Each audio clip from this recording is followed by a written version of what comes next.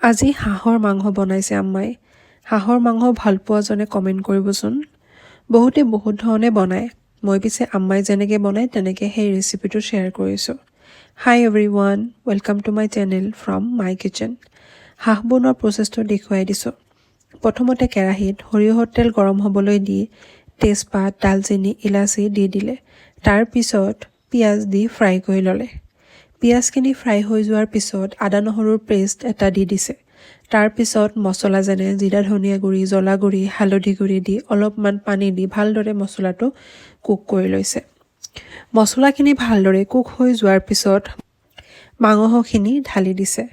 মাংসখিনি ভালদৰে মছলাৰ লগত মিহলাই দিছে। মছলা আৰু মাংস ভালদৰে কুক হ'বৰ বাবে অলপ ঢাকি দিলে। তাৰপিছত ডাঙৰ নহৰু চাফা কৰি ৰাখিছিল সেয়া মাংসত দি দিলে। নহৰুখিনি ভালদৰে সিজিবলৈ ঢাকি দিছে। মাংসৰ পানী শুকাই যাবলৈ অলপ হাই ফ্লেম কৰি দিলে। মাংসখিনি লাৰি দিছে ভালদৰে। মাংসৰ পানীখিনি শুকাই যোৱাৰ পিছত পানী দি দিছে। পানী দি ঢাকি দিলে যাতে ভালদৰে মাংসখিনি সিজি যায়। পানী শুকাই যোৱাৰ পিছত কালাৰটো চাব পাৰে, বহুত ধুনীয়া হৈ আহিছে।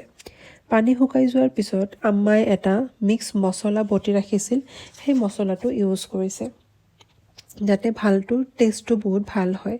কিন্তু মাংস ভালদৰে সিজা নাই, সেইবাবে ভালদৰে সিজিবৰ কাৰণে আম্মাই আকৌ পানী দি দিছে আৰু ঢাকি দিছে। তাৰপিছত কাশ্মীৰী মছলাটো ইউজ কৰিছে আৰু অলপ সময়ৰ বাবে ভালদৰে সিজিব দিছে। যিহেতু হাঁহৰ মাংস সিজিবৰ কাৰণে বহুত সময় লাগি যায়, এইবাবে ল' ফ্লেম কৰি দি ভালদৰে ঢাকি দি ৰাখি দিছে।